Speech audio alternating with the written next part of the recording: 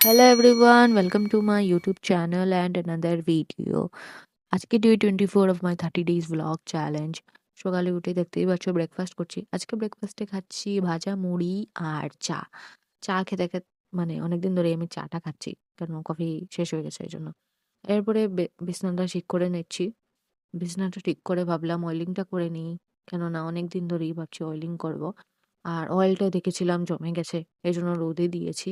এরপরে অয়েলিংটা করার পরে দেখতেই পাচ্ছ বিছানা-টিছানা পুরো গুছানো সব দিক।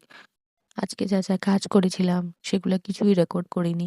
কেন কাজ করলে ব্লগ হয় না, ব্লগ করলে কাজ হয় না এজন্য আর করিনি। আর এই আলনাটা অনেকদিন ধরে গুছাবো বলছি তাই আজকেও এটা ঠিক করে নিয়েছি। এরপরে ঘর ঝাড়ু দিলাম, মুছলাম। এগুলা করতে করতেই মানে কয়টা যে বাজে আমি স্নান করতে যাবো। তোমরা ভেবে পাচ্ছ? ৩টা বাজার ১০ মিনিট বাকি আর আমি এখন স্নানে যাবো। এবারে স্নান করার আগে ভাবলাম একটু স্ক্রাব আজকে ব্যবহার করি। আর এই স্ক্রাবটা আমি নিজে বানিয়েছি।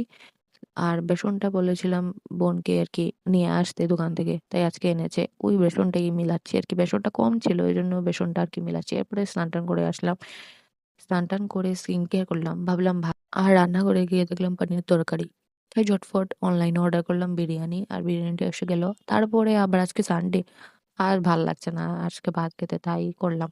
এরপরে মা এক জায়গায় গেছিল। এরপরে আসলে বললাম আরকি, "তুমি সন্ধ্যা দেবে? তো তুমি দিয়ে নাও। আমি আর দেব না।" তো মা সন্ধ্যা দিচ্ছে।